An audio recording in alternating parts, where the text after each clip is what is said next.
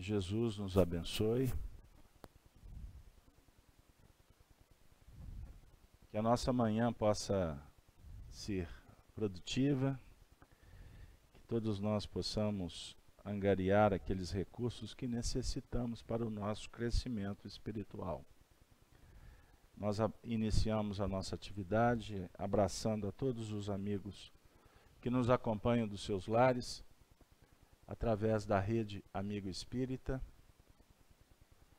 Nós vamos, nesse momento, pedir o Júlio para que ele possa fazer a leitura a partir do versículo 13, que nós estamos trabalhando a sexta trombeta. Hoje o estudo número 152, lembrando que o nosso tema está vinculado à questão dos cavalos e das serpentes. Hoje a nossa temática está nesse sentido. Então, Júlio, leia do versículo 13 até o 21 para nós, por favor. Apocalipse capítulo 9, versículo 13. E tocou o sexto anjo a trombeta, e ouviu uma voz que vinha das quatro pontas do altar de ouro que estava diante de Deus, a qual dizia ao sexto anjo que tinha a trombeta: solta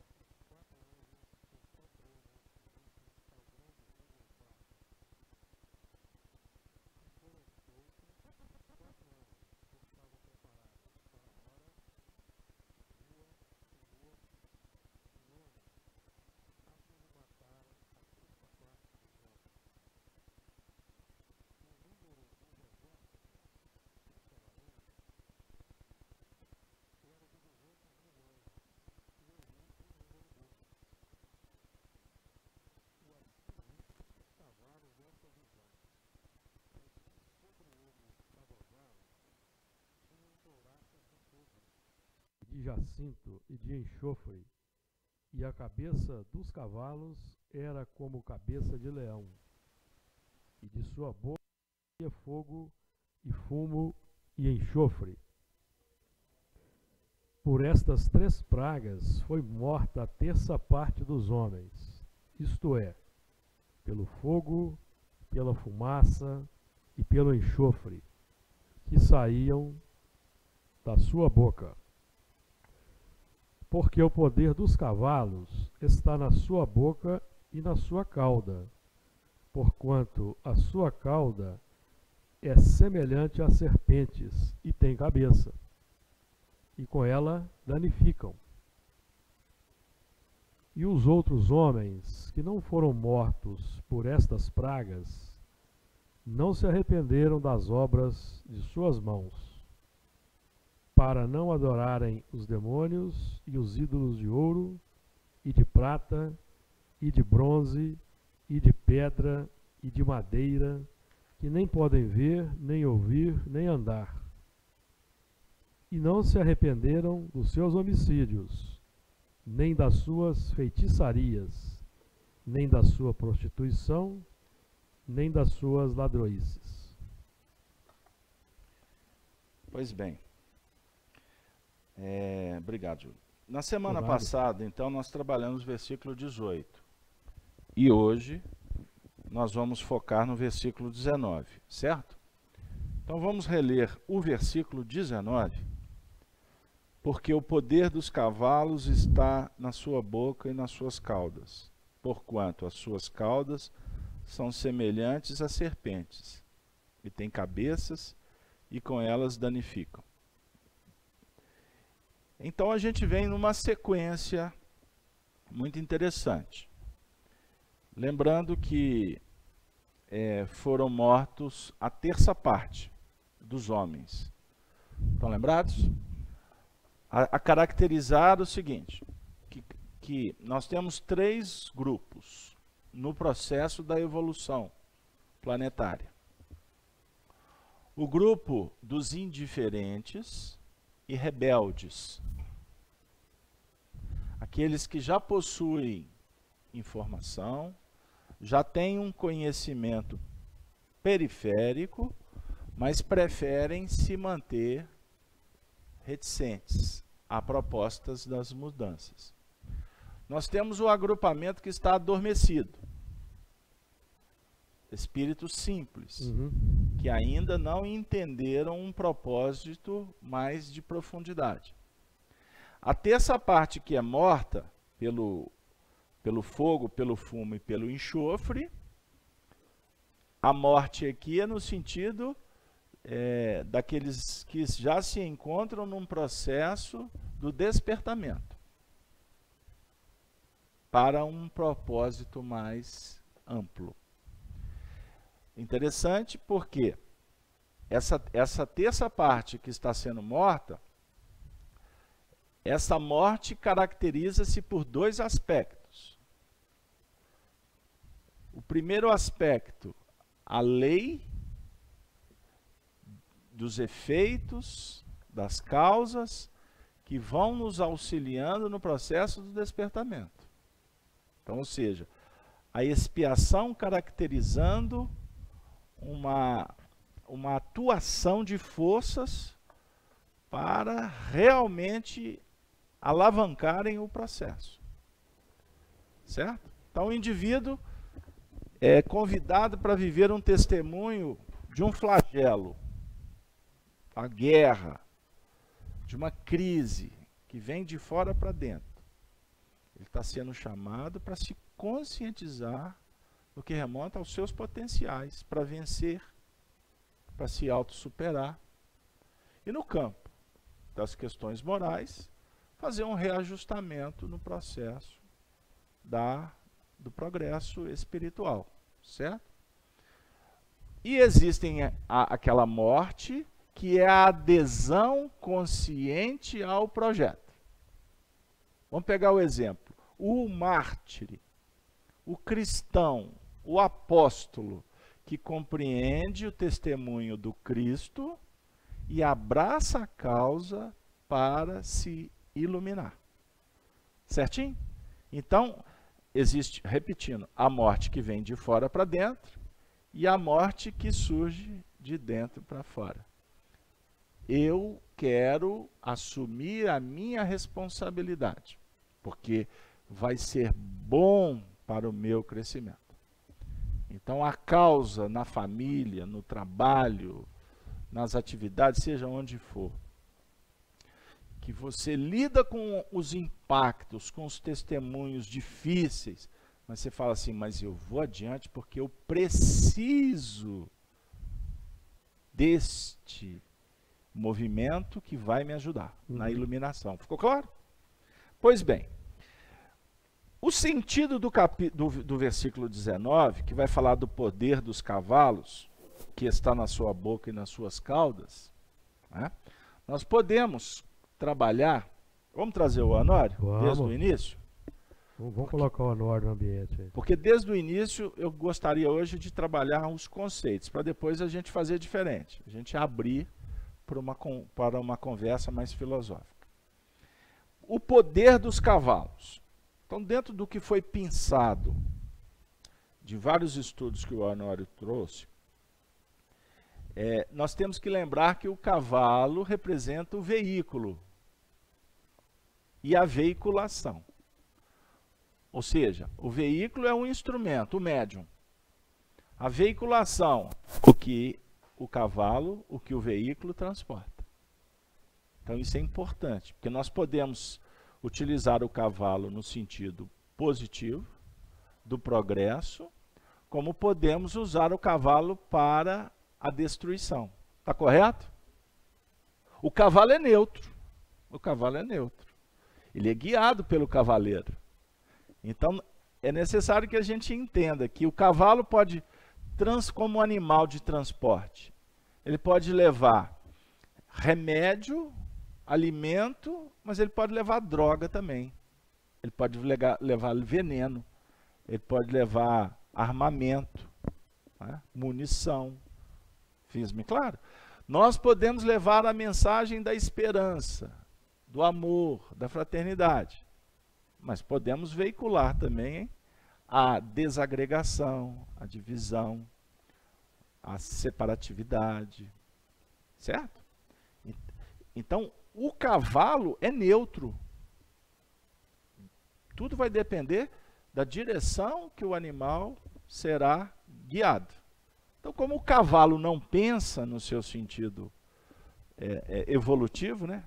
O cavaleiro é que vai guiar o cavalo. Então, agora eu vou abrir um tanto mais. Então, a mediunidade é o instrumento. Agora, essa mediunidade vai depender do cavaleiro. O cavaleiro é você. Você precisa de se educar. O médium que não se ajusta, ele mesmo traz para si problemas. Certo? O médium que não estuda, que não investe, ele vai estar naturalmente limitando o seu trabalho. Não é assim? Claro. Nós temos médiuns em atividades mediúnicas.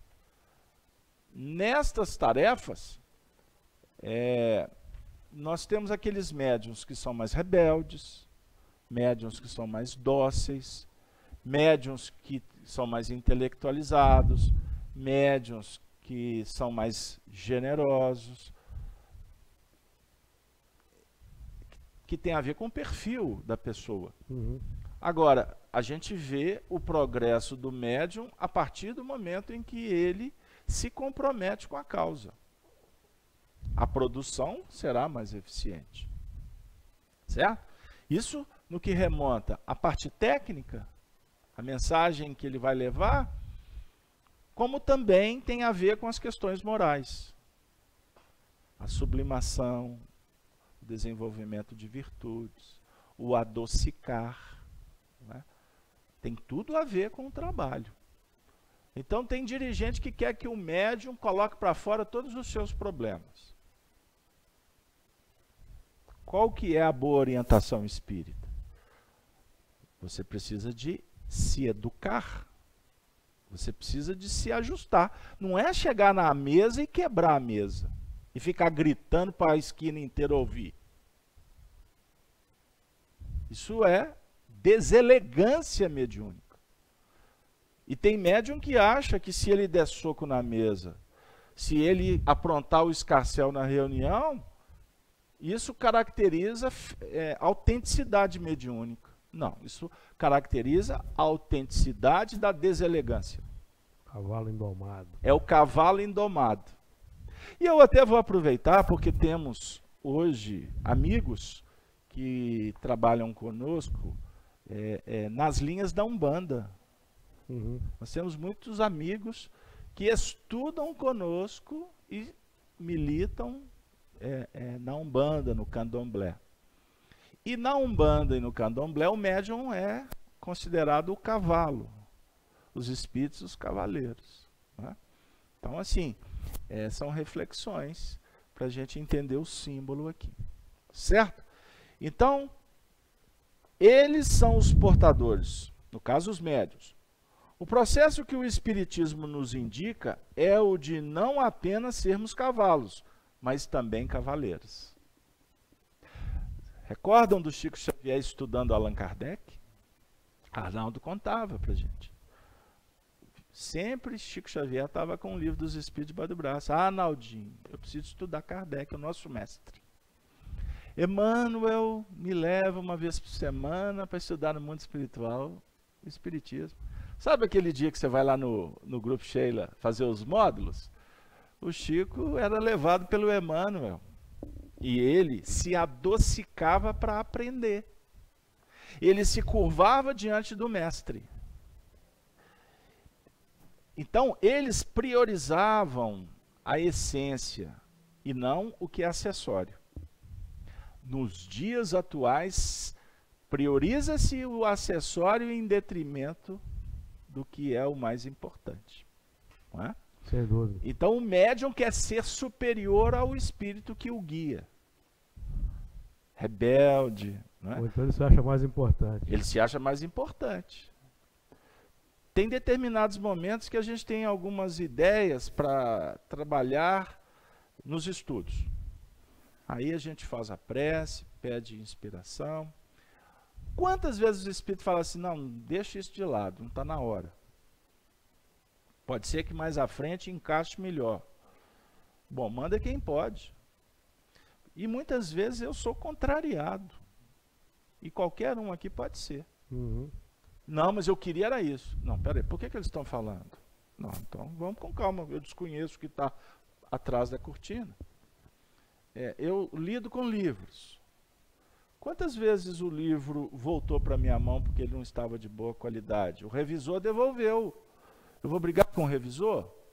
Ou então a editora, não podemos publicar agora. Eu tenho um livro que está no prelo.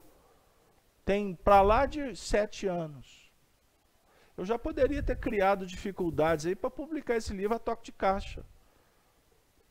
Prefácios de Emmanuel. É o título do livro. Aliás, ele já foi publicado. Só que a editora arrependeu. Cometeu um equívoco grave, arrependeu, recolheu o livro. Pela primeira vez eu estou falando isso. O livro eu estou esperando.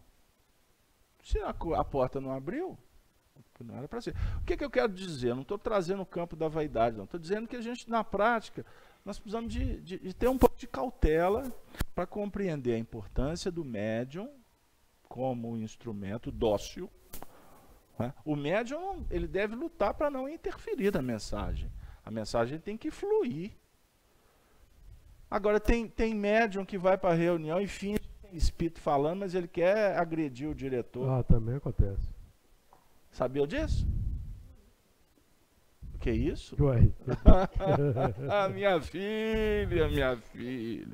Se você é novinha, você não aprende. Você é fiote, como diz o outro da roça. Você é fiote. Ó, tem um espírito aqui falando que... Como assim? Então, nós temos que tomar muito cuidado com o animismo. Então, o médium chega na reunião... Hoje o assunto está na mediunidade, hein? Vamos embora. O médium chega na reunião... Olha, estou percebendo isso tem a ver com fulano e beltrano. Qual que é a orientação que é dada para esse médium? Ele está em público, ele vai ficar citando o nome? Não. Ele passa para mim, que sou o dirigente, ou quem está na direção, e aqui nós vamos avaliar. E todas as vezes que a mensagem ela é passada, ela é despersonalizada. Retira-se o nome. Olha, podemos até dizer assim, tem um amigo espiritual dizendo que é para a gente tomar mais cuidado num campo X, Y, Z. Agora eu não vou falar, ô Júlio, o espírita falando para você tomar... Primeiro que eu estou expondo. Segundo que eu não tenho certeza que a mensagem é vera. E terceiro que eu estou criando um ambiente desagradável em grupo. Como assim? Depois você desce para assistir a reunião aqui embaixo. Você vai ver como é que nós trabalhamos. O ambiente é puro. Tem momentos difíceis? Tem. Tem espíritos complicados? Tem. Mas quando o ambiente é adocicado pela fraternidade, equilibrado pelos bons propósitos, pela seriedade, etc., é óbvio que esses espíritos serão atendidos com mais eficiência. Então entendam aqui, eu estou trazendo para uma reunião mediúnica, para a gente ver na prática como é que funciona essa questão de ser médium, ser dócil, mas ao mesmo tempo o médium ele está sob a direção de um cavaleiro, e sob o processo ele é responsável, então ele também é cavaleiro. Então existe cavalos e cavaleiros nas mais variadas dimensões. Ficou claro essa parte? Pois bem, então Júlio, eu vou só concluir aqui. O processo que o Espiritismo nos indica é o de não apenas sermos cavalos, beleza, nos tornarmos cavaleiros, entrando no grupo de espírito de verdade pela nossa irradiação natural na vivência do amor. Na medida em que a verdade nova vai sendo incorporada, as modificações surgem plenas no espírito. Então nós vamos fazendo essas mudanças de uma forma muito natural, tranquila, com paciência, sabendo que também há dificuldades. E agora nós vamos falar da boca, eu vou passar para o Júlio. Na sua boca. O que a boca representa, Júlio? A boca representa um instrumento com que entramos em relação com o ambiente. Por ela nós vamos atingir conscientemente, inconscientemente ou automaticamente os elementos em volta. Então, o que nós expressamos pela boca, pela linguagem verbal articulada, é um fator de indução de convite ou de chamamento para quem nos ouve. Então nós não estamos entrando aqui no mérito da qualidade do que é expressado. Nós só estamos aqui relatando ou descrevendo o fenômeno que nós expressamos. Ele vai ser um fator de chamamento, de indução, de convite para quem nos ouve, na forma da linguagem. Mas nós podemos ampliar também esse entendimento da boca como sendo a totalidade do que nós expressamos pelos pensamentos, palavras, atitudes e ações.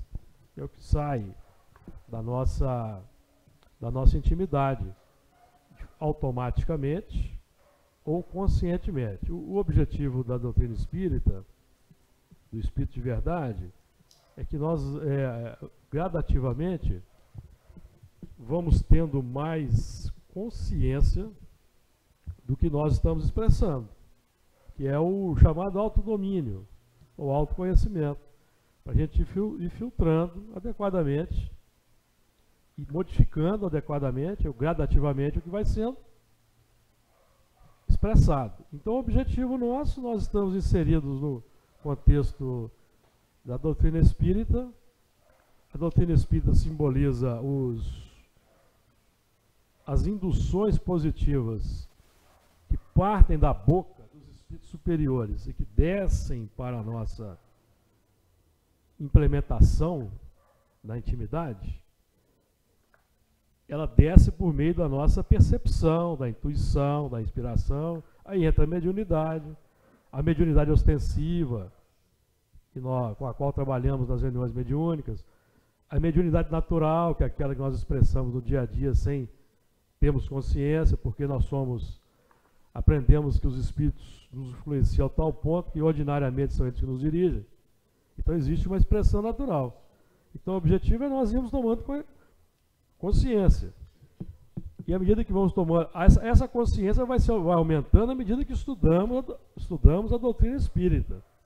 A doutrina espírita proporciona o maior grau de consciência desperta do que nós estamos irradiando, exteriorizando, porque nós vamos então percebendo o que sai da nossa intimidade, de forma natural.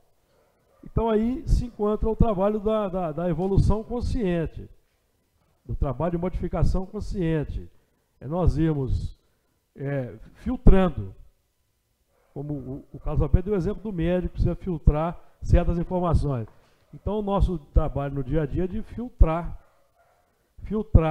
a impureza ou a inferioridade moral, refrear a inferioridade moral e transmitir a superioridade moral, gradativamente, um processo lento, do dia a dia. Então a boca, e tudo isso que nós expressamos vai sendo um fator de indução, convite, chamamento para quem nos observa. Então vejamos a responsabilidade.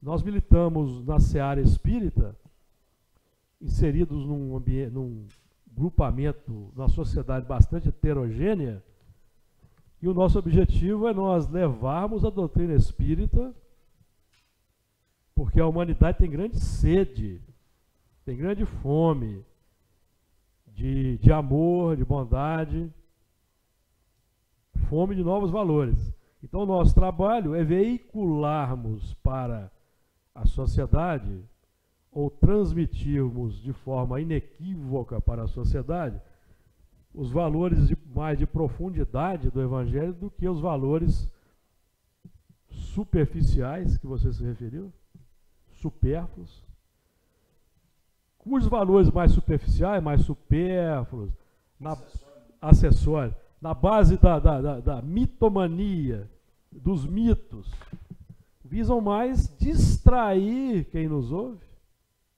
mantê-los num quadro de inconsciência da nossa realidade espiritual. Até Emmanuel vai falar disso no livro Pensamento e Vida. Nós nos mantemos aqui na Terra distraídos da nossa condição real de espíritos em trânsito, O Honório falava em brincar de espiritismo, né? Brincar de espiritismo,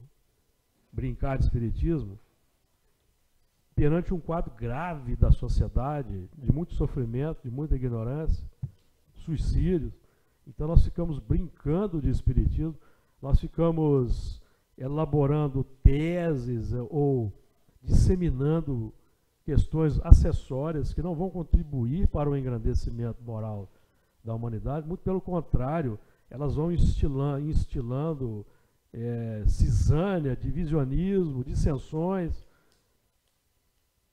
A troco do quê? De nada. A troco de insuflar-se o ego, o intelecto,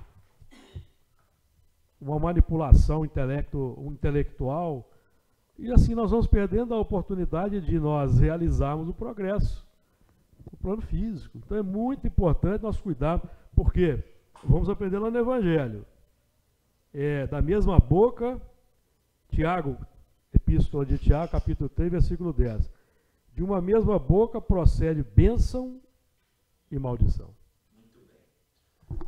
Ô Júlio, eu vou trabalhar hoje com o microfone de mão, porque ele vai qualificar. Deu zebra aí? Mas assim que é bom. Nós gostamos da zebra. E hoje tá a zebra é um cavalo assim mais sofisticado, né? Aliás, a zebra. Um cavalo mais sofisticado, que ele é preto e branco. A zebra ela está disfarçando. Ela é o disfarce, no bom sentido, para a gente brincar.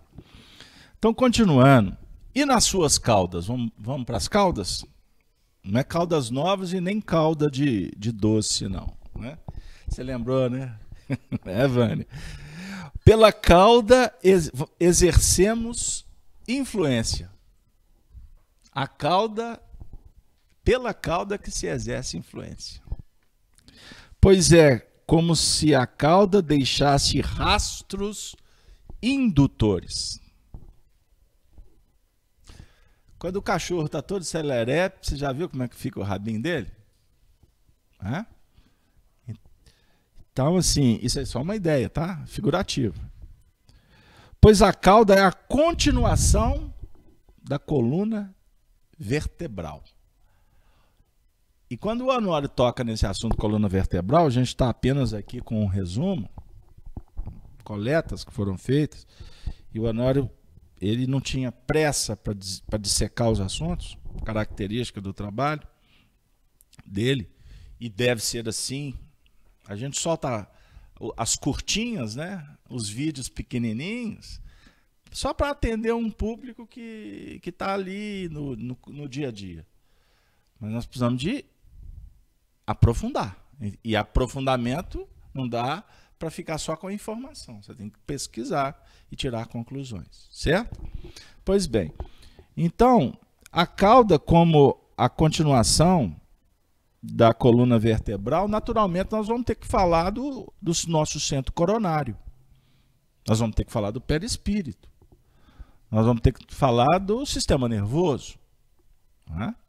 Nós vamos ter que falar do plexo básico. Nós vamos ter que falar da energia da sexualidade. Nós vamos falar da libido. Então, a mediunidade tem a ver com o sistema nervoso do médium, aonde os espíritos atuam. Não é isso? O médium mecânico, os espíritos não atuam, não é no braço dele, é no perispírito, na região que vai trabalhar, mandar o braço, não é? Que comanda o braço, por exemplo. Então nós temos que trabalhar aqui a junção espírito, perispírito e corpo físico. Então a questão da libido, a questão da Kundalini, que é muito trabalhada pelos orientais, na chamada da energia da vida, mediunidade tem a ver com a Kundalini. Por exemplo, a gente observa o Chico Xavier com aquele plano de trabalho assim, incansável de atender, trabalhar o dia inteiro, ir para a reunião à noite, atender aquela multidão de pessoas, depois terminava a reunião, ia tomar café com os amigos, se deixasse o Chico virava, 6 horas da manhã, ele estava lá. De onde que ele tirava essas energias? Era óbvio, é óbvio que o Chico foi preparado como médium para exercer um trabalho muito especial. O que caracteriza o quê? Um investimento no campo do magnetismo. Ele tinha uma estrutura, uma aptidão que foi preparada através dos tempos. E eu não sei se vai ser possível, mas nós temos aqui material até para trazer o Chico como exemplo, porque vai ter a ver agora com o sistema da serpente aqui. Mas o Chico tinha uma vida casta, ele não tinha prática, ele não praticava o sexo no seu sentido de procriação, mecânico, de troca de energia. Nesse sentido, não. Ele não casou e ele não teve relacionamentos de mais intimidades para a prática do sexo. O Chico dedicou a vida para o trabalho. Então é óbvio que ele tinha um acúmulo de energia. A energia era trabalhada de formas específicas. Então o êxtase mediúnico tem a ver com a energia sexual, sabia? Então isso é importante a gente discutir para entender alguns aspectos que vão ter a ver aqui com a cauda. Então a cauda vai estar definindo o quê? A interferência pessoal de cada um no que remonta ao escândalo ou à misericórdia. Se você participa do escândalo, a sua cauda que está dando a direção. Olha que interessante. Se você participa da misericórdia, é a sua antena psíquica que está te conectando com as forças superiores. Aí tem a ver com a cabeça, com o cabelo. Então, quando a gente encontra alusão ao cabelo ou à cabeleira no Antigo e no Novo Testamento, isso remonta à ideia das antenas psíquicas. Das antenas psíquicas. Tanto que o símbolo da Dalila cortando a cabeleira de Sansão, ele perdeu a força. Porque o Sansão, na verdade, ele passa a ideia de um médium. Ele não foi um enviado, ele não tinha que cumprir um trabalho ali com os judeus, etc. Cortou, ele se encantou. Muito interessante. Então vamos no Sansão. O símbolo é bom. O símbolo é bom. Ele se encantou com a Dalila. A Dalila representa o encantamento, a ilusão. E ele foi pego na parte da atração, da sexualidade. Não é? Aí ele desviou, ele se desviou. Lembram da história do Acabe e da Jezabel? Que a gente conta muito, relembra bastante essa história, porque é uma história importante para nós, historicamente, para o Evangelho e para a doutrina espírita, porque Acabe e Jezabel vão empreender uma perseguição ao maior profeta de todos os tempos, Elias. Elias, que é o mesmo João Batista. E que alguns autores, inclusive espirituais, defendem que é o mesmo Allan Kardec. É o mesmo espírito. Isso são teses, tá bom? Que a gente acha, eu particularmente, eu sintonizo bastante com essa coerência. Inclusive, a gente debate esse assunto, que se João Batista não reencarnou como Allan Kardec podia ser até o Eliseu, que era o discípulo de Elias. Porque a sintonia mental é perfeita. Educadores, vozes que clamavam no deserto dizendo: arrependei-vos porque é chegado o reino dos céus. João Batista é o precursor de Jesus. Ou seja, João Batista prepara o caminho para o Evangelho. Qual que é o papel do Espiritismo? A não ser preparar a vivência do Evangelho, pelo conhecimento, pela filosofia. Então, o que aconteceu com Acabe? Que a gente já estudou aqui, mas só relembrando. Acabe representava o povo hebreu, judeu, a tribo de Judá, não era? E ele se envolveu pelo encantamento com a rainha assíria, Fenícia? Fenícia. Jezabel. E Jezabel, ele ficou encantado, seduzido e etc. E ele acaba permitindo que Jezabel introduza um problema no meio dos judeus, porque ela era pagã, ela cultuava os deuses da religião dela. E do lado de cá, Moisés proibiu o culto aos deuses, ao bezerro de ouro. Então criou-se um grande problema. E qual foi o final dos dois, tanto do Acabe como do Jezabel? Trágico. Porque o que caracterizou essa história foi a adulteração. A adulteração aos propósitos que eles abraçaram. Sansão foi encantado, se complicou. Então, a sedução... Adão também foi encantado. Adão vai chegar na serpente. Tudo é uma reciclagem. É reciclagem. Reciclagem. Eu tô achando que a Denise está querendo falar isso, Denise? Tá não? Então ela estava indo. Então tem um espírito aqui perto dela, ela é médium, coitada. Então, é um encantamento. Então, aonde que a mediunidade se complica? Na sedução. Aí o Arnaldo Rocha costumava dizer que a gente pode ser seduzido em 4 pontos. Na vaidade, né?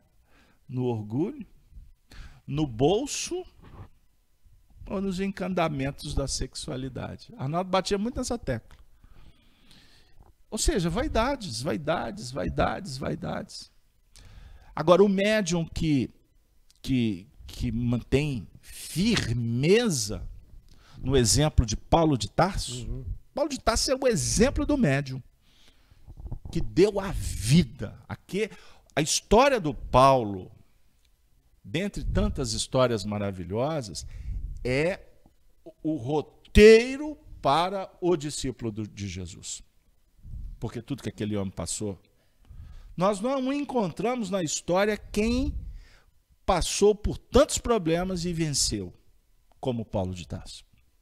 Nós fizemos um estudo da Cartas de Paulo essa semana, não sei se você pode assistir. Assistiu, né, Regina?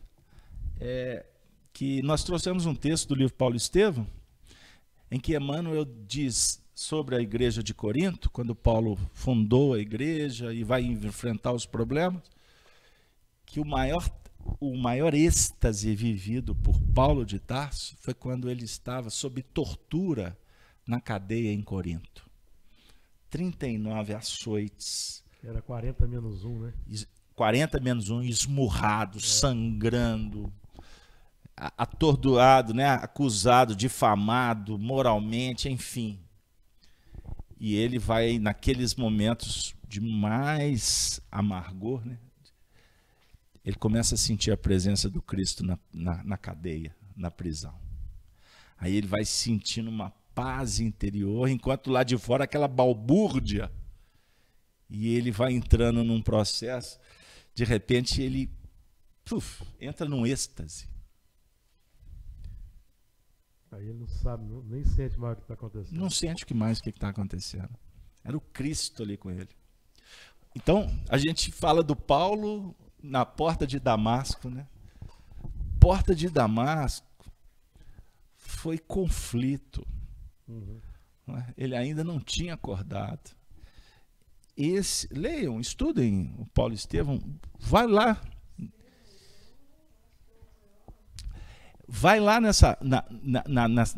nos detalhamentos que o Emmanuel traz, que a gente se encanta, né? Então, ele se manteve firme. Pois bem, então as caudas, a cauda vai ter uma atuação sobre o grupo. Tá bom. Então, Júlio, definindo a nossa... Jesus, desculpa, eu me atropelei aqui e a Denise está em pânico. No caso aqui, continuando, o escândalo. Então, essa cauda como componente irradiador de valores aferidores da situação de quem se encontra na sua órbita. Então, a cauda representa a aferição à órbita que nós estamos estabelecendo. Que a gente não gravita, a gente não cria um campo em função das escolhas, das ações. Então, a cauda está dando essa notícia para a gente. Algum comentário a mais sobre a cauda ou podemos passar? Podemos passar. A cauda O Honório fez naquele texto que eu te enviei, o Honório faz a conexão com a serpente, vai lá em Gênesis, mas você já falou aí. Eu vou entrar na serpente agora. Inclusive ele fala de Paulo aí, ele cita Paulo também lá no... Mas já foi falado também aí. Então beleza, então vamos aqui, vamos ao outro trecho. Porquanto as suas caudas são semelhantes a serpentes. Então a cauda aqui já vai se assemelhar à serpente. Qual é a ideia que a gente tem de serpente?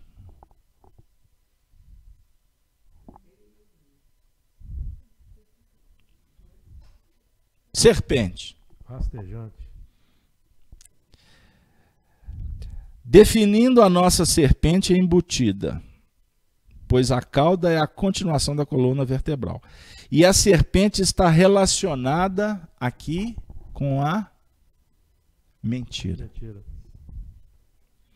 Que insinua aspectos de natureza negativa. Então aqui é o jogo de sedução. A serpente, nesta conotação aqui, é o jogo de sedução. Ela vai ter uma atuação sobre o grupo que não aceita mudanças. Os outros 2/3 que ainda estão sendo trabalhados para a aferição futura. Então a serpente vai atuar sobre os dois grupos.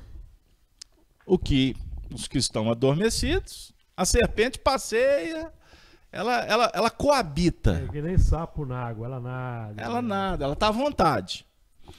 No grupo que está indiferente e rebelde, a serpente tem uma atuação específica.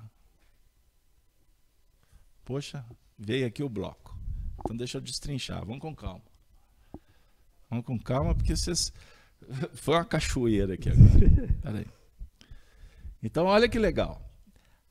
Como que a serpente atua com um grupo indiferente que está adormecido? O jogo de sedução dentro de um campo simples. Natural, sabe? Do cotidiano. Coisas... Você vai ser seduzido por coisas quiméricas. Sim. Você quer ver uma serpente no nosso meio, atualmente? Do grupo que está assim, light, leve, livre. Ela passeia pelas vias da internet. Eu vou pegar isso só como exemplo. Eu não estou falando que a internet é toda negativa. Eu sempre falo da internet, eu tenho que dizer, gente, ela é boa e ela pode não ser boa. Então vamos ao aspecto que ela não é boa. Você tem uma conta do Twitter. Aí você entra no Twitter. Você vai receber um mar de tweetadas, né? Aí você tem um Twitter aqui que o indivíduo está falando de política. Aí no Twitter de baixo, o indivíduo está falando de gastronomia. Aí no Twitter de baixo, o outro está falando de futebol. Aí o outro Twitter, o cara está comentando o que aconteceu na novela, no Big Brother. Aí o outro Twitter, o indivíduo está falando o que está acontecendo na educação. Raciocinem comigo. Em 5 minutos de Twitter, você recebe uma avalanche de informações. Que te colocam assim, para onde que eu vou? Te confunde. Então a serpente navega. Com qual objetivo? Seduzir para tirar a atenção. O indivíduo não tem o que fazer, costuma ele ficar o dia inteiro ali, que ele vai ter o que fazer. Ele vai ter o que conversar. Não é? Ele não será mais um aposentado frustrado. Coitado dos aposentados. Eu estou falando isso, é simbólico. Aposentado é aquele que já não tem mais uma atividade. Porque hoje em dia até os aposentados estão correndo atrás. Não é assim? Mas voltando, é desvio de foco. Agora, como... Gente, eu estou dando só uma ideia, tá? Isso é só uma ideia. Né?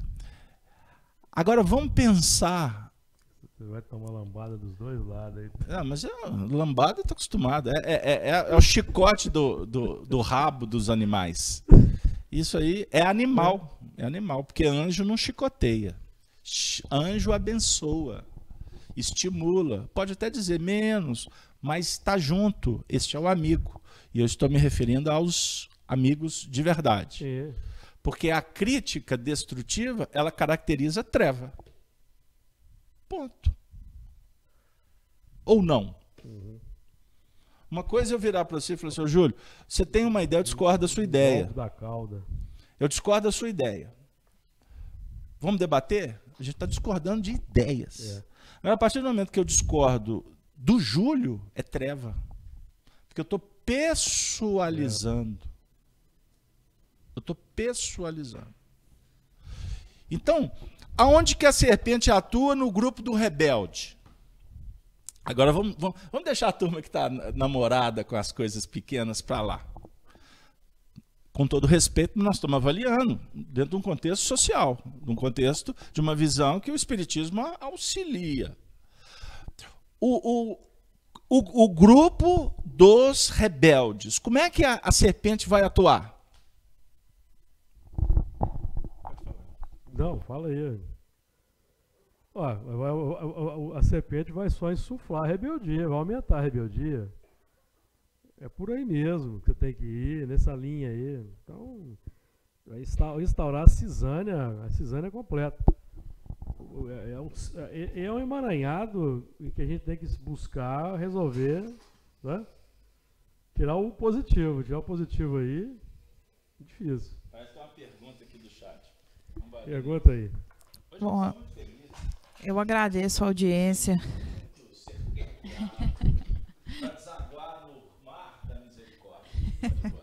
Eu agradeço a participação dos nossos amigos, uma audiência muito bacana na manhã, esse sábado. Hoje sem problema da internet. Graças a Deus. Abençoado pelas forças divinas. Tem o Arnaldo de Santa Rita de Sapucaí, que há muito tempo O Arnaldo estava sumido. não está presente. Arnaldo, você desapareceu, meu.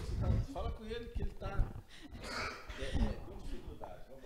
Vamos lá. O Arnaldo gostaria que vocês dessem uma orientação para ele aqui. Então, a aferição feita por terceiros, podendo ser feita por nós mesmos, através do autoconhecimento, a aferição, né, que pode ser feita por terceiros, ela pode também ser feita por nós mesmos, através do autoconhecimento? Eu não entendi. Pode me explicar a pergunta? Você não entendeu. Bom, eu entendo que a aferição feita por terceiros pode entrar até nessa parte da crítica que você acabou de dizer, que pode vir de fora para dentro. O autoconhecimento, ele pode nos atrapalhar em algum momento? Pode ser uma aferição para nós? Esse autoconhecimento pode nos engessar, pode nos atrapalhar? Dois movimentos, da justiça e da misericórdia. Ah, tá. O Júlio ajudou. Ô, Arnaldo, você apareça, viu, meu amigo? Você está desaparecido. Manda e-mail, passa fax, não é? Manda fumaça, linguagem de todo tipo aí pra gente conversar. Tô com saudade do Arnaldo. É porque ele tá... Santa Rita de Sapucaí faz muito frio nessa época, ele deve estar encolhidinho lá. Pois bem. Pé da lareira. Ele mora numa casa, fica no alto, muito legal. Pois bem. Vamos voltar. Então nós temos a aferição que vem de fora para dentro. Serpente na jogada. Certo? O rebelde vai te propor uma. Você quer um exemplo clássico na história da não aceitação com relação à aferição que vem de fora para dentro? Eu já até sei que lá na Sinédrio.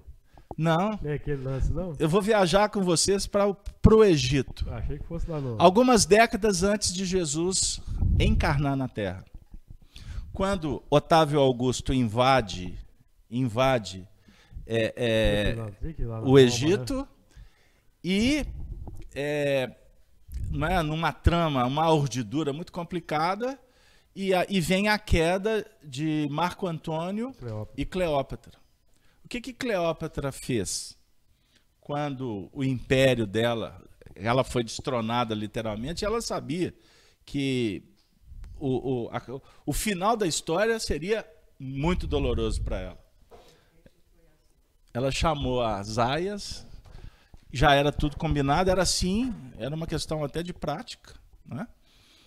Entre ser preso o rei, ele suicida, elas trazem uma serpente, né? E ela põe a mão no cesto, uma imagem simbólica, e ela então comete um suicídio, né? É uma cena marcante. Então a serpente estava ali, estava sendo criada pela ilusão do poderio da terra. Ela foi seduzida. E, seduzida pelo poder, ela se permite ser seduzida, ou ela seduz, é o jogo da sedução.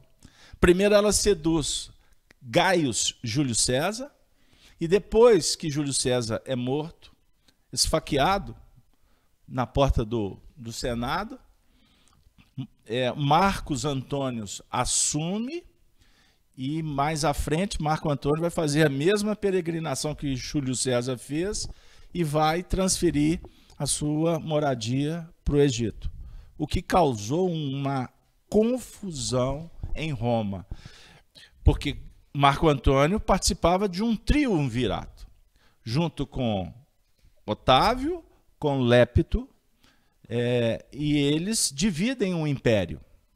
Otávio assume Roma e adjacências.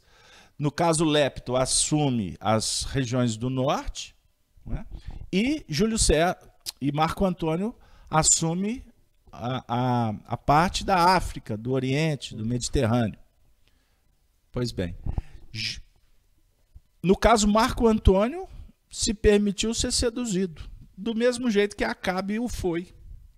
Porque, na verdade, a responsabilidade dele era com Roma, não era com o Egito. Mas o poder, né, o interesse imediatista, favoreceu para que ele viesse a se consorciar com Cleópatra. Então, os dois se enovelam pelo jogo da sedução. A desdida, a queda, foi, inclusive, que caracterizou a própria, vamos dizer assim, a última dinastia do Egito, né? Foi com Cleópatra, a rainha. Pois bem, e ela não suportou o preço, o pagamento que ela tinha que efetivar em função das escolhas dela. Então era melhor tirar a própria vida do que enfrentar as consequências. Que, diga-se de passagem, Marco Antônio também se suicidou. Era comum, né? Vários daqueles expoentes cometeram suicídio naquela época lá, né? Tá. Ok. Então nós temos a serpente representando a rebeldia. E a rebeldia, ela se manifesta de N maneiras. Quer um outro exemplo? Vamos falar agora de um propósito de melhoramento. Estamos aqui estudando Espiritismo. Convidados para transformação moral. Muitas vezes nós entramos em sintonia com a serpente, mesmo dentro de um projeto de busca de aprimoramento. Como se nós criássemos algumas cláusulas de barreira, um termo muito usado atualmente, cláusula de barreira, para se manter de alguma forma vinculado à retaguarda. Então, eu estou aqui, sou espírita, estou lutando, estou estudando, dou passe, mediúnica, evangelização.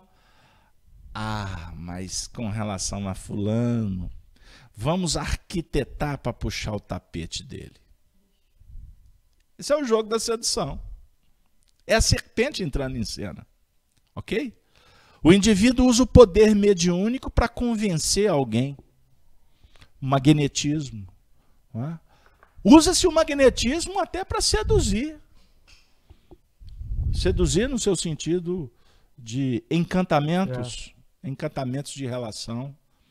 Então, nós, no relacionamento humano, em casa espírita, pode acontecer de um dirigente ou de um médium ficar fascinado, se permitir envolver nos bastidores em tramas complicadas. No movimento espírita, nós podemos usar do conhecimento ou de uma certa respeitabilidade conquistada por fichas de serviço, anos de trabalho, e usar a influência para prejudicar este ou aquele. Como o Júlio falou no início, brincar de espiritismo. Então aí a serpente vai caracterizar-se pela mentira. Mentira. E semana passada nós falamos desse assunto, quando nos referimos até aos psicopatas. E eu vinha dialogando com o Júlio sobre a mentira, que era o tema nosso, não é? A gente conversa sempre em torno desse assunto, que é o estudo. E a mentira, ela é uma doença que pode tomar corpo. É a chamada mitomania, é a mentira compulsiva, compulsão pela mentira. Compulsão pela mentira. É bom que vai longe a voz aí, vai. Então, o mitomaníaco é o que tem compulsão pela mentira, e ele acredita naquela mentira e se ilude a tal ponto que depois ele não percebe mais, não consegue diferenciar a mentira da realidade. Mitomaníaco ou mitômano. Se buscarem aí no dicionário, vão encontrar os dois termos. Então é a compulsividade, a mentira patológica. É uma patologia. Então são aspectos que precisam tomar cuidado. Quando a doença está instaurada, costuma numa encarnação não se resolver. Não tem jeito. Porque a mentira, ela estabelece um plano de uma obsessão tratada por Kardec como fascinação. É a pior obsessão existente. A fascinação é pior do que a subjugação. Por quê? Quando o indivíduo chega no grau máximo de obsessão, que ele está subjugado, marionete na mão dos espíritos, ele costuma já não ter tanto poder de influenciação. Porque a própria sociedade reprime. A própria sociedade cria bolsões de isolamento, certo? Seja internando em hospitais específicos ou dentro de casa, enfim. Na fascinação, o indivíduo está solto. Livre, leve e solto. Paga imposto, trabalha, costuma ser ótimo profissional, mas tem facetas dos problemas psicossociais. Facetas. Então ele pode ser uma pessoa verdadeira num campo e mentirosa em outro. Com o intuito sempre de adquirir poder, de se inserir neste ou naquele contexto. Então nós podemos, o indivíduo pode ser, um exemplo, ele pode ser um ótimo pai de família, um cidadão de bem, etc. Mas naquela área ele não dá conta. A mentira se avoluma. Essa serpente é poderosa. E existem, então, as mentiras religiosas, científicas, a hipocrisia, que é uma das piores doenças da sociedade. Pior doença da sociedade é a hipocrisia. Uma coisa é você desconhecer. Você acredita num propósito, você defender aquilo com honestidade. A outra coisa, com a melhor intenção. Com as melhores das intenções. Então tem pessoas que acreditam. E crença você não discute. Você não discute crença. Mas tem coisas que você vê claramente que o indivíduo é sórdido. Que é sutil, sagaz. Então a serpente aqui, ela vai ter no Apocalipse a conotação da petulância, da sagacidade, da sofisticação. Então o indivíduo abraça uma causa e fala assim, nós temos que convencer. Já viram aquela ideia nazista que a gente prega, a gente fala uma mentira como uma verdade, até que a mentira se torne verdade. Agora é muito interessante, tá? Vai uma dica. Primeiro, que a gente tome cuidado. Cuidado com o que nós estamos abraçando. Segundo, o Arnaldo falou de ser aferido de fora para dentro. Então, até para ser mais didático, nós temos que tomar muito cuidado quando a gente tiver algum movimento que possa se caracterizar como hipocrisia. Estuda o assunto. Estuda. A outra coisa é a aferição da mentira que vem de fora para dentro. Então tem estratégias específicas. Desculpe eu me alongar. Isso que você está fazendo alusão aí é tema do Evangelho segundo o Espiritismo. Eu vou buscar aqui para nós. Tá, vai buscando enquanto eu só elaboro aqui. Então, deixa eu ser mais prático. Então, no que remonta ao assunto íntimo, uma companheira me contou uma história e ela se torna, vamos dizer assim, ela pode se tornar até mediadora para uma acusação de um crime. Um crime social, não é nada. Deixa eu amenizar o caso aqui, porque senão daqui a pouco a Polícia Federal, ou então eles vão me hackear. Porque o negócio agora é hackear. Eles vão vir aqui hackear o apocalipse do sábado de manhã. Pois bem, ela me disse assim, o que eu faço? Eu denuncio? Aí eu disse para ela, eu jamais vou te responder se você deve ou não deve denunciar.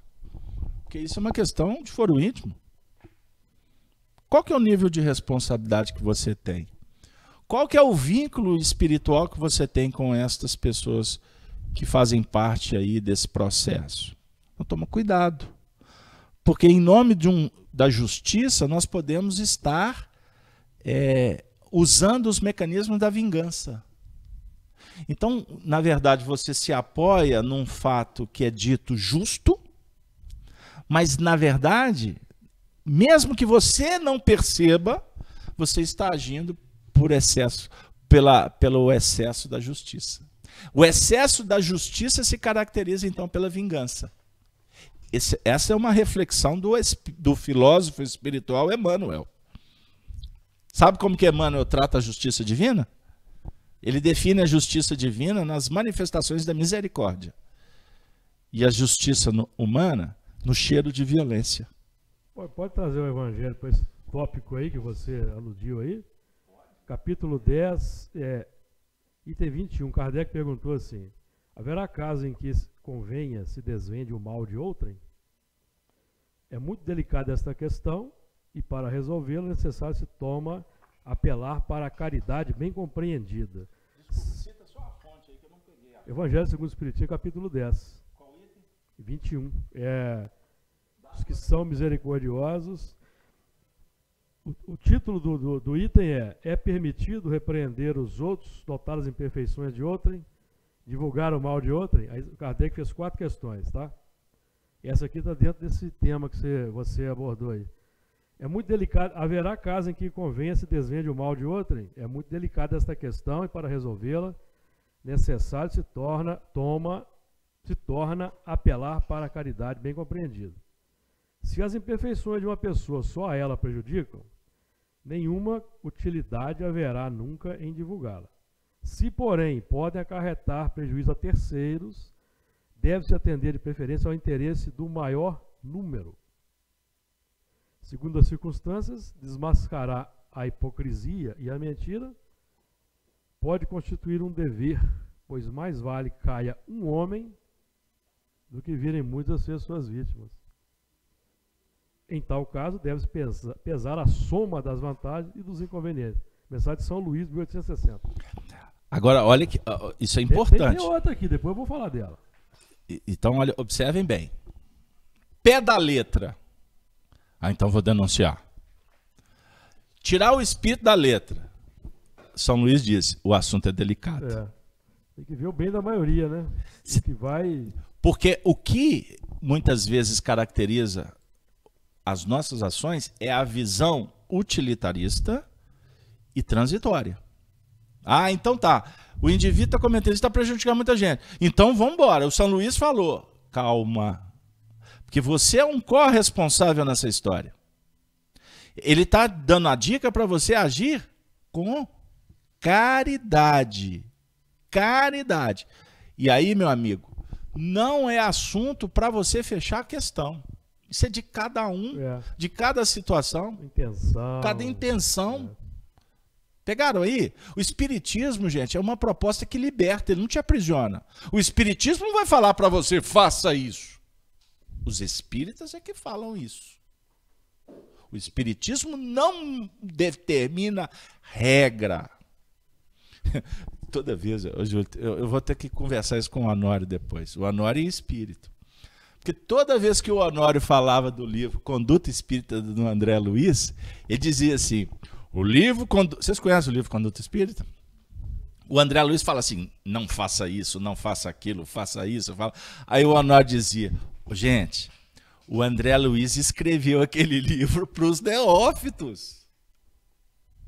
É para quem está chegando, que precisa de um norte. Que nem a lei de Moisés. Ele está precisando de um norteamento. Agora, nós não estamos mais na fase do Conduta Espírita. Espíritos vai me falar o que eu vou fazer? Não. Por mais que eles queiram, por mais que eles tenham autoridade, mas a ideia é que você desenvolva o conhecimento e assuma responsabilidades. Agora, é lógico que na hora que o calo começa a doer, o parafuso está apertado, você busca ajuda, você peça conselhos, mas na hora de decidir, repito, vai devagar.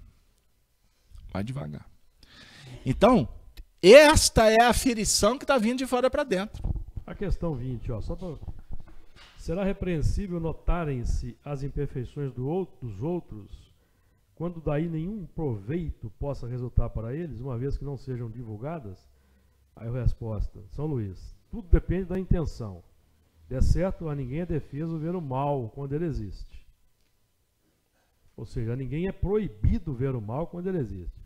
Fora mesmo inconveniente ver em toda a parte só o bem. Semelhante ilusão prejudicaria o progresso. O erro está no fazer-se que a observação redunde em detrimento do próximo, desacreditando-se sem necessidade na opinião geral. Então aí, isso é um assunto para meditação.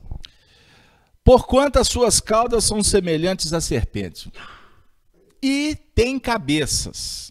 Então tem cavalo, tem cauda, as caudas são semelhantes a serpentes, e no caso do Apocalipse a serpente é complicada. Ô, Casalberto, mas você não falou direito da serpente. Tá bom, então peraí, calma. Porque a serpente, se vocês quiserem, a gente pode abrir o estudo da próxima semana falando só sobre a serpente, porque tem muito assunto. Porque a serpente, por exemplo, no símbolo da medicina, você tem duas serpentes.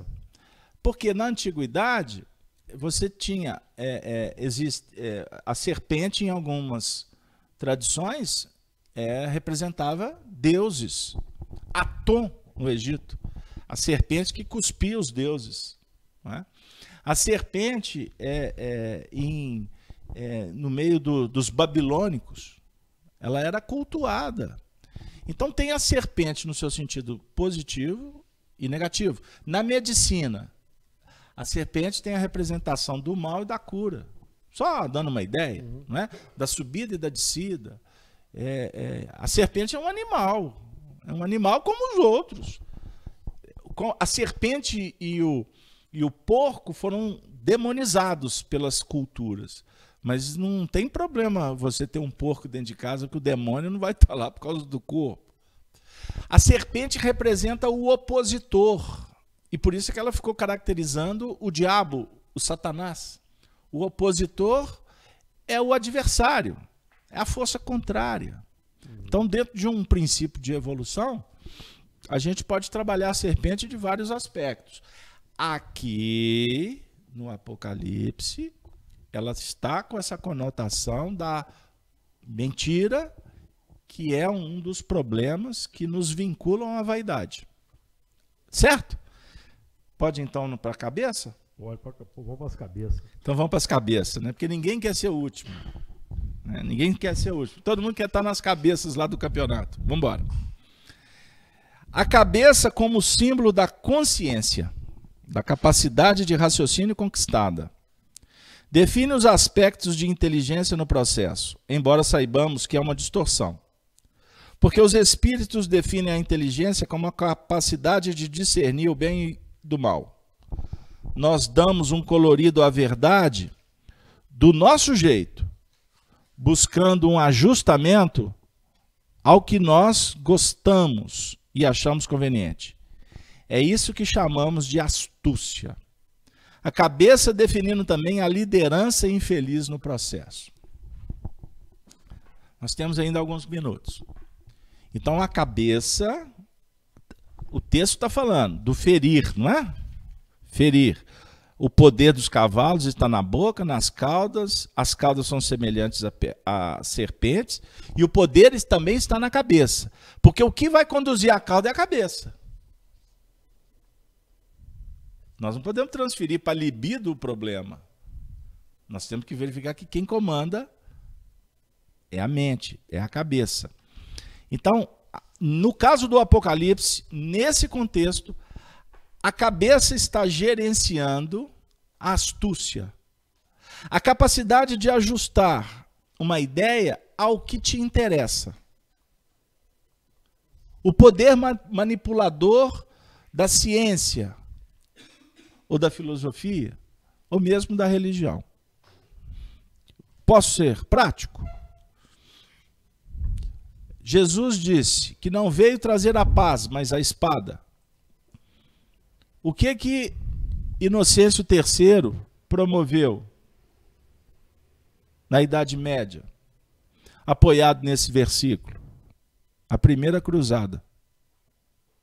Eu não vim trazer a paz, mas a espada. Queremos a terra santa em que Jesus morreu. Foi enterrado. E assim começou a guerra da cruzada, em nome de uma religião. Capacidade de adaptar um texto ao que interessava para o Papa. Ele não estava preocupado com terra santa. Os objetivos lá eram outros. Políticos. Poder. Então eu posso utilizar da mensagem espírita de acordo com o meu interesse, para divulgar a minha ideia. E esse ponto é um dos pontos que mais os espíritos têm batido conosco nos últimos tempos aqui na FEAC. Cuidado com o ponto de vista. Viu, amigos de casa? O ponto de vista não pode ser mais importante. Ele é acessório. O que é o mais importante é o espiritismo.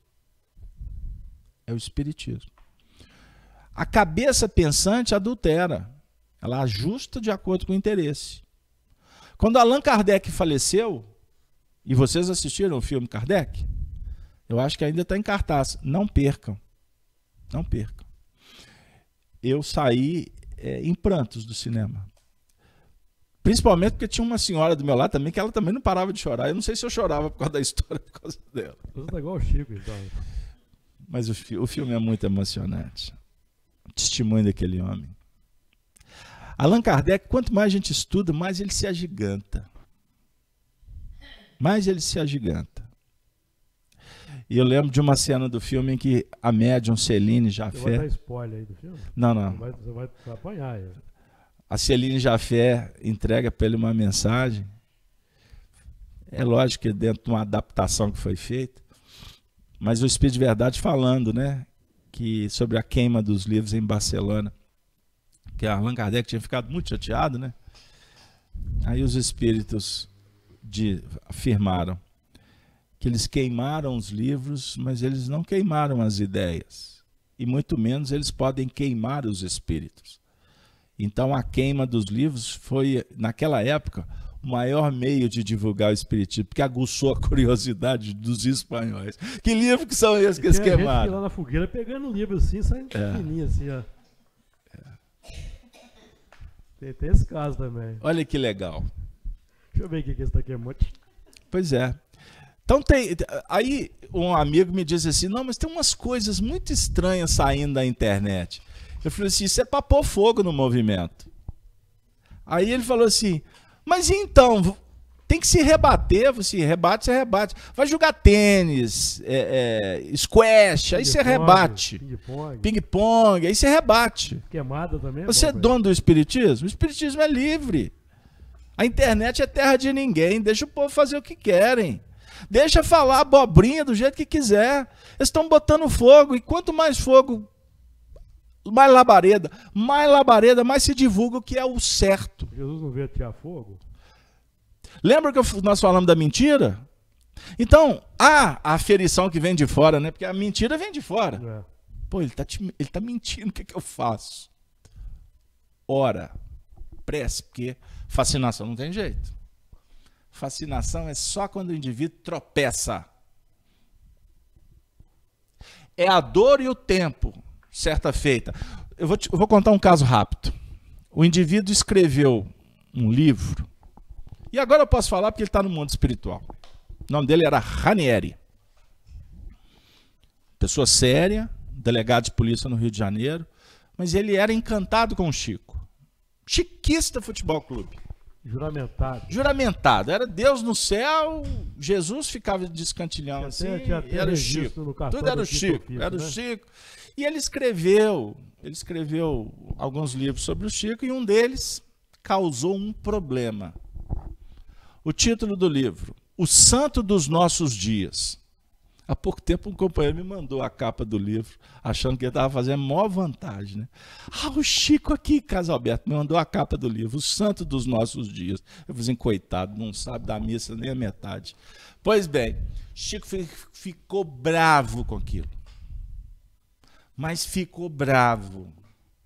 Aí Arnaldo Rocha falou assim, Chico, então, porque na concepção do Ranieri era o Chico Francisco de Assis, porque o negócio é esse, né? Pôr o Chico lá na galeria dos feras, não sobra para ninguém. Pois bem, aí o Arnaldo virou para o Chico e disse, Chico, e o que você vai fazer? Eu disse, Naldinho, infelizmente eu tive que aprender uma história, ser vaquinha de presépio. Aí o Arnaldo, vaquinha de presépio? Como é que é isso? Os indivíduos falam bobagem, a gente tem que ficar. Aí ele fez isso várias vezes, e tem até hoje, o Chico já está no mundo espiritual desde 2002, até hoje tem pessoas que pegam aquele gesto do Chico de vaquinha de presépio, interpreta do jeito que lhe interessa e divulga isso como uma verdade absoluta para milhares e milhares de pessoas. Mas eu vou voltar àquela época.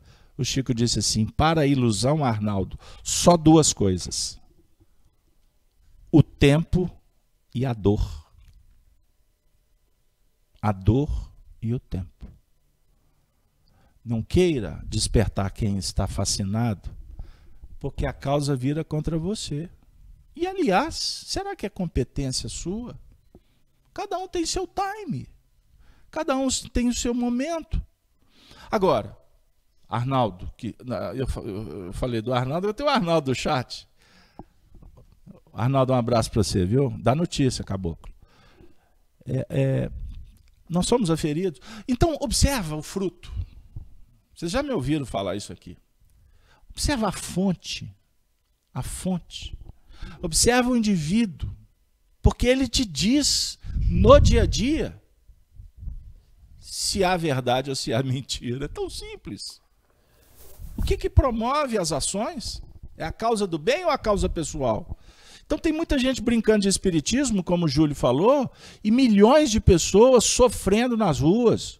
Um índice de suicídio absurdo. O que nós estamos fazendo para mudar isso? Nós estamos aqui estudando Apocalipse, Vânia, para trabalhar nossa mudança. Mas tem muita gente conosco aqui que quer também trabalhar a sua mudança. Mas devagarzinho a gente lança uma mensagem de consolo, de esperança. Porque a gente está aqui para melhorar. Foi por isso que Jesus nos convidou. É por isso que os Espíritos estão caminhando conosco, com paciência. Porque eles apostam no nosso projeto. Eles acreditam. Então fala com eles, eu também acredito. Eu acredito e vou vencer. Por quê? Essa danificação, até hoje, ela só acontece por um processo de ineficiência do que nós temos aprendido.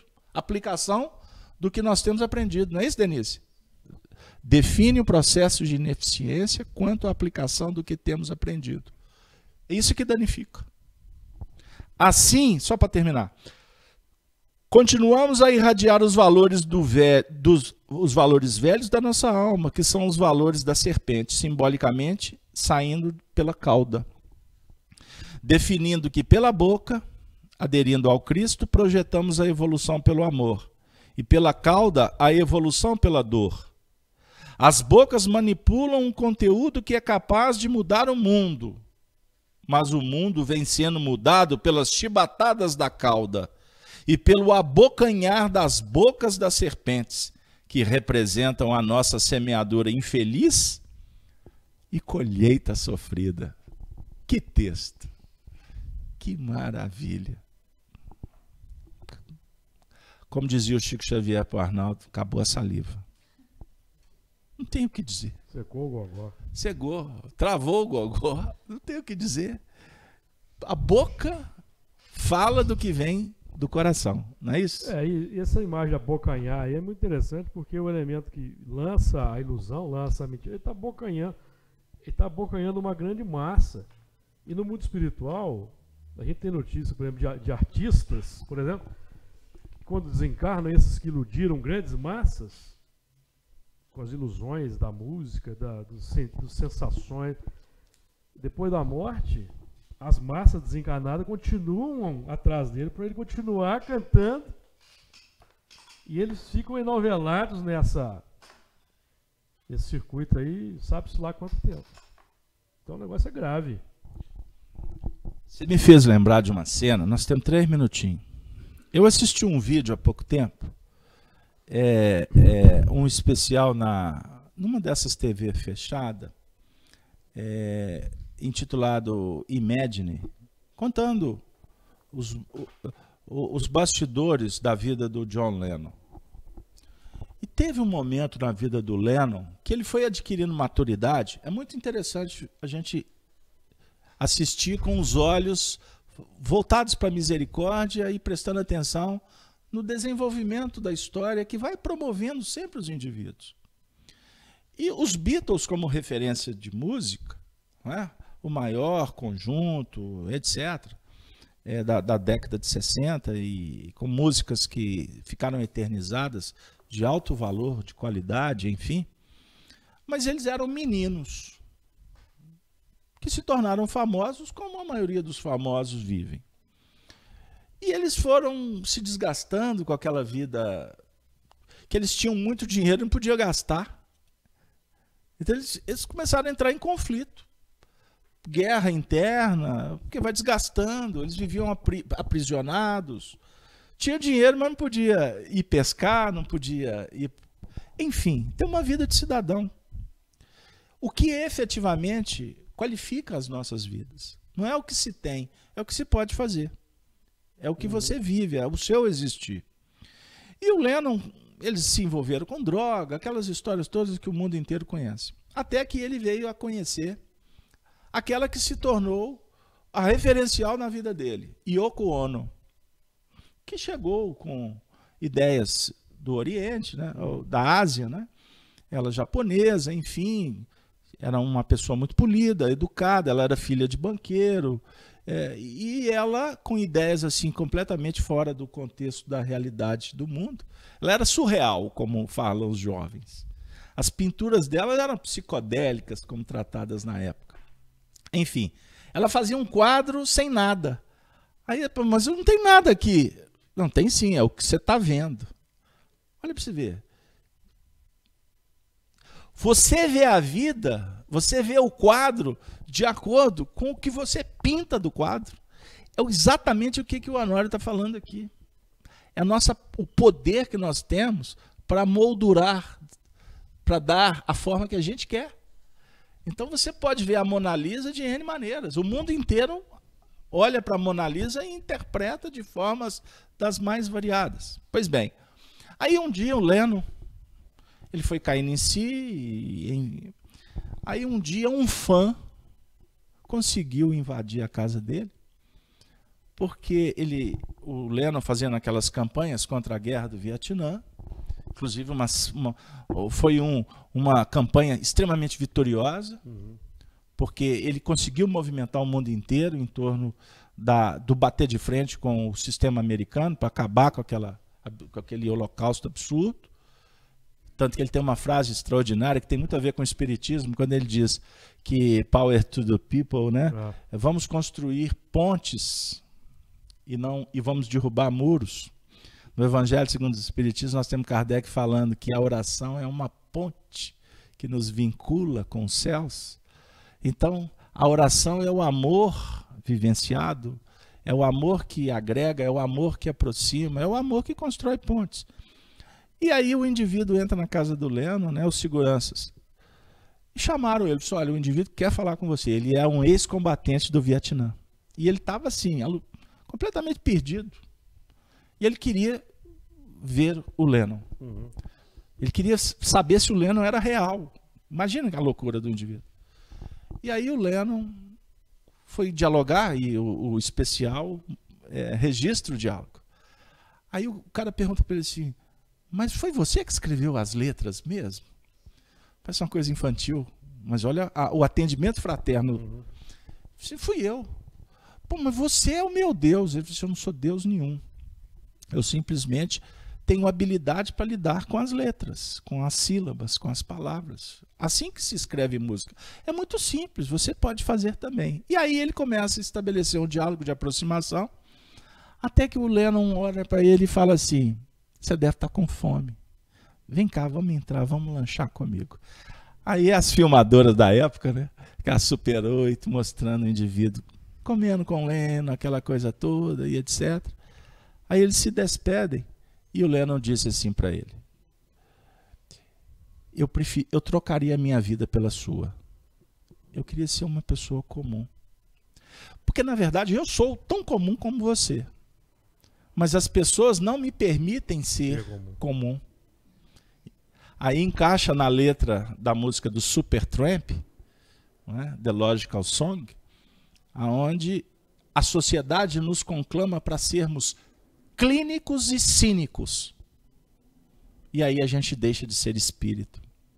A gente deixa de viver como espíritos, de sentir como espíritos.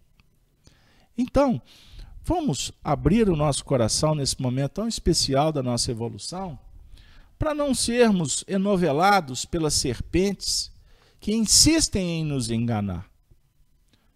Vamos aproximar das serpentes, não mais para que elas nos abocanhem, mas vamos trabalhar com as serpentes porque elas podem nos dar antídotos. O veneno dela pode se transformar num grande remédio. Ou seja, use dos seus potenciais, porque a serpente está aqui dentro. Use dos seus potenciais para servir. E aí nós concluímos com Jesus quando disse, portanto, capítulo 10, né, de Mateus, Lucas, sede vós perfeito, sede prudentes como as serpentes. As pombas. E seja simples como as pombas. É isso mesmo. Então Jesus utiliza a serpente como um símbolo de uma transformação do que antes era negativo, naquele ponto que possa se transformar em construção do mundo novo. É isso? Deus nos abençoe. Muito obrigado aos amigos do chat, a todos os nossos irmãos que nos apoiam nesse empreendimento, que a gente possa fomentar cada vez mais a paz, a tolerância, a concórdia, e que todos possam ter um bom final de semana, e que na próxima semana nós estejamos firmes aí nas transmissões. Semana que vem tem, né? Porque tem um feriado e tal. Tá, feriado é no dia 20. Isso, só para esclarecer. Então eu aviso antecipadamente que não teremos o estudo do Livro dos Espíritos na quinta-feira, mas o Apocalipse, que é uma revelação, então nós vamos revelar agora que teremos o estudo normalmente. Pode ser? Então vamos manter o nosso trabalho, a não ser que vocês tenham que viajar, mas se viajar, de onde vocês estiverem, vocês podem acompanhar pela internet. Júlio, faça a prece final por nós. Aliás, você já fez. Já fiz isso. Vamos pedir a Regininha falar a prece de irradiação, pedindo para que todos que estão em dificuldades possam ser envolvidos por estas vibrações de muita paz, de muito carinho. Muito obrigado a todos, Ave Cristo, bom final de semana.